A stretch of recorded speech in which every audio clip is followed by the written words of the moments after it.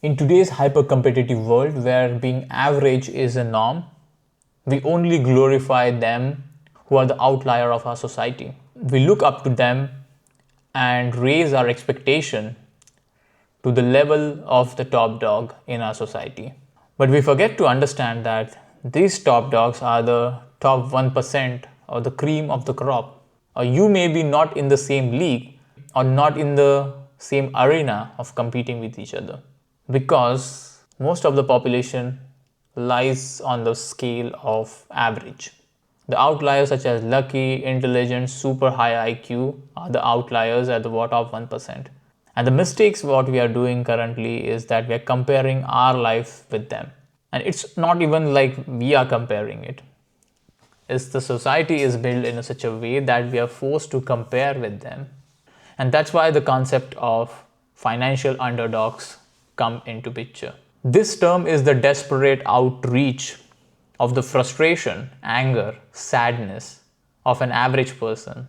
In previous generation, we used to have midlife crisis, because by the end of previous generation, a lot of people who were in 40s and 50s, when they used to be at the end of their career or during their retirement phase, they always used to fall back to a loop like what I am going to do next. So they always fall back to a trap called midlife crisis. But this midlife crisis has shifted from midlife to quarter life. Now you will say, what is quarter life? Quarter lives are the life crisis when a 20 to 30 years of age falls into. And this is not something which has happened overnight. This has been forced onto you by the hyper-competitive society we live in, where the top 1% are glorified in such a way that we have to be the chasers of what our parents were not able to achieve, or our colleagues were not able to achieve, or our friends were not able to achieve. So there is an always distinction or friction of comparison between you and the top person. But when you do this kind of comparison, you automatically fall into a trap of chasing and competing on an unfair ground. What I mean in unfair ground is that an average person can compete in certain aspects, but will be very difficult for him to compete with the top dogs of the game, because they have something that maybe you are missing from your life. Maybe they have a very high IQ, maybe they have very good analytical skills, maybe they have very logical reasoning skills. And when we try to tackle this kind of people, we are always going to lose. And this is what is happening, which I call quarter life crisis, when young people of age group early 20s try to look up to financial success story of the outliers and try to dig a hole for themselves, or give up on their dreams completely, or just run away from them saying that I'm going to enjoy my life in my 20s and 30s. You play the time game.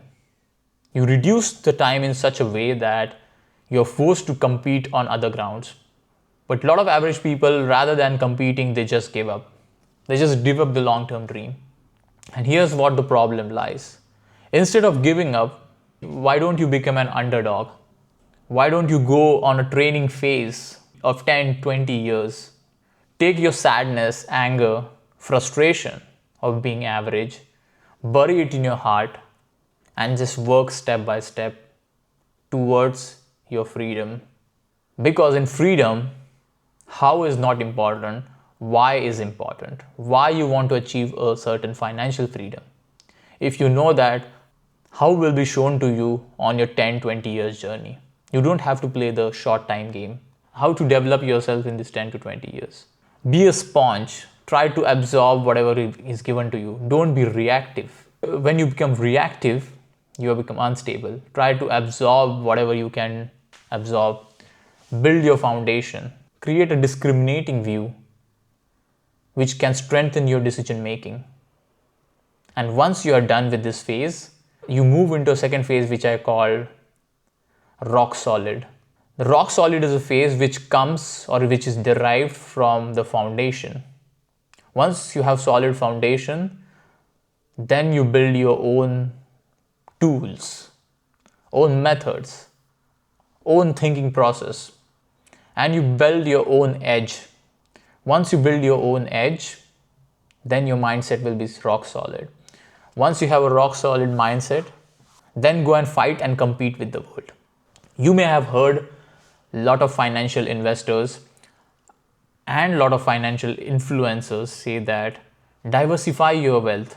I don't subscribe to that method. I believe in concentration. The influencers that are saying to you diversify, put some money in FD, put in mutual funds, put in savings, put as risky assets, put something for marriage, put something for car, doesn't matter. They have built their wealth by selling their personality. Maybe they have created the YouTube channel. They have invested a lot of money and time in creating that YouTube channel. Maybe they have invested a lot of time chasing a financial degree. So they have went all in a concentrated bet of making money. And once they have a lot of money, then they say that let's diversify.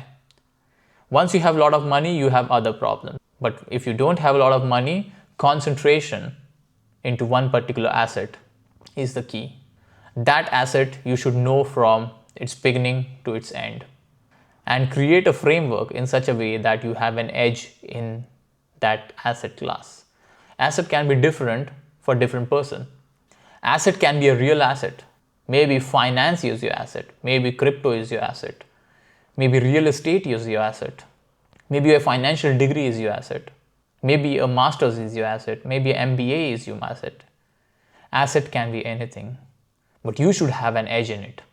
Because once you play the game, you play it to win on the long term. The goal of the financial underdog is not to be financially broke. The goal is to build yourself at your own pace, at your own terms, and without becoming the property of someone else in the process. Be the underdog who builds in silence and not the person who lives out for everyone else. See you later.